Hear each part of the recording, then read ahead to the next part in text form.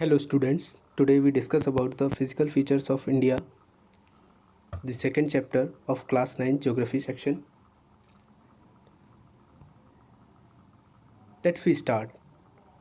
जैसा कि आप सभी जानते हैं कि इंडिया जो है एक बहुत बड़ा देश है जहाँ पर अलग अलग लैंडफॉर्म्स पाए जाते हैं, ज़मीन पाए जाते हैं। हमारे यहाँ पर उत्तर में आप देखेंगे तो मैदानी भाग है, दक्षिण में आप देखेंगे तो पठारी भाग आता है। हमारे पूर्वी और पश्चिमी घाट की तरफ देखेंगे तो आपको पर्वतीय ढलान आपको मिलेंगे। इसी के साथ ही भारत में मरुस्थलीय भाग भी पाए जाते हैं, द्वीपीय इलाके जिनमें हमारे लक्षद्वीप और अंडमान निकोबार वाले इलाके आते हैं। इस तरह से भारत में अनेकों तरह की भू आकृतियाँ पाई जाती हैं। आज हम उनकी संरचना और उनकी विशेषताओं के बारे में बात करेंगे। हम जानते हैं कि कुछ तरह की सेल्स हमारी पृथ्वी पर पाई जाती हैं, जिनमें से कुछ प्रमुख हैं। जैसे आप मार्बल की बात कर लें जो काफ़ी हार्ड होता है, जिसका यूज़ ताजमहल के निर्माण में हुआ है। कुछ जो ऐसे सेल्स हैं जो लाइमस्टोन के रूप में पाई जाती हैं, जो काफ़ी सॉफ्ट होती हैं, जबकि कुछ ऐसी भी होती हैं जो इतनी सॉफ्ट होती हैं जिनका use as a talcum powder के तौर पर किया जाता है। साधारण शब्दों में कहूँ कि आप जो पाउडर, चाहे आप डर्मिक्यूल लगाते हो या दूसरा कोई भी पाउडर लगाते हो, वो सभी चट्टानों से मिलकर बना हुआ है। उस चट्टान का नाम है टेल्कम या टेल्क, उस चट्टान को कहा जाता है। दूसरी क्वालिटी ये होती है सॉइल की कि प्लेस टू प्लेस इसका जो कलर होता है वो वेरी करता रहता है, यानी अलग अलग रंगों में ये पाई जाती है। इसी के कारण जब सॉइल का जो कलर है वो वेरी करता है, उसी तरह से जो उन सॉइल से बनने वाली जो सेल्स होती हैं, चट्टानें होती हैं, उनका कलर भी आपस में वेरी करता है।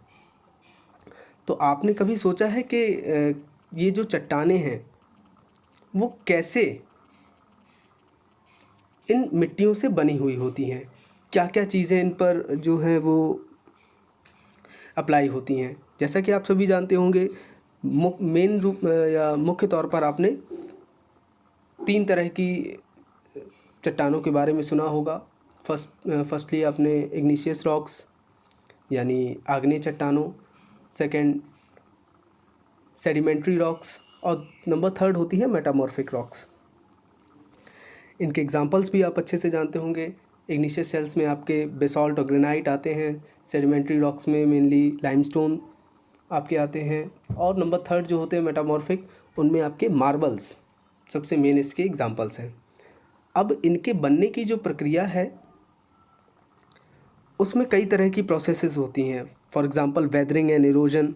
वेदरिंग का जो साधारण शब्दों में कहूँ तो इसको कहते हैं अपक्षय।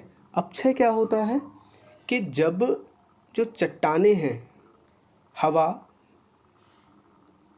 तापमान, मिट्टी या बारिश, इनके प्रभाव से जब चट्टानों का छोटे छोटे कणों के रूप में क्षरण होता है, तब इसको हम वेदरिंग कहते हैं। और इरोजन की जो प्रक्रिया है, यानी अपरदन की जो प्रक्रिया है, जब इन छोटे छोटे कणों का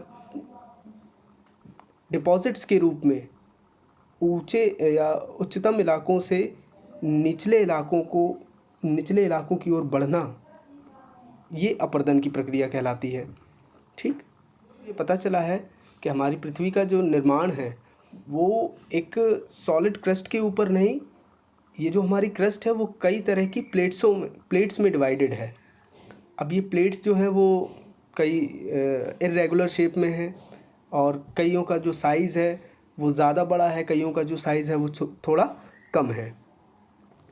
और इस तरह से आप देख सकते हैं ये जो प्लेट्स हैं वो आपस में एक दूसरे के ऊपर किस तरह से मूवमेंट करती हैं। जब एक दूसरे के ऊपर अप एंड डाउन की पोजीशन में आती हैं तब इसे हम कन्वर्जेंट जो मूवमेंट है वो कहते हैं, जिसको हम अभिसारी परिसीमा भी कहा जाता है हिंदी में।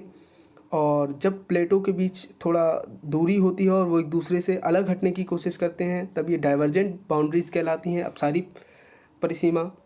और जो तीसरी तरह की होती हैं, जब वो अप एंड डाउन की पोजीशन में आती हैं तब इनको हम ट्रांसफॉर्म बाउंड्री यानी रूपांतरित सीमा के तौर पर जानते हैं।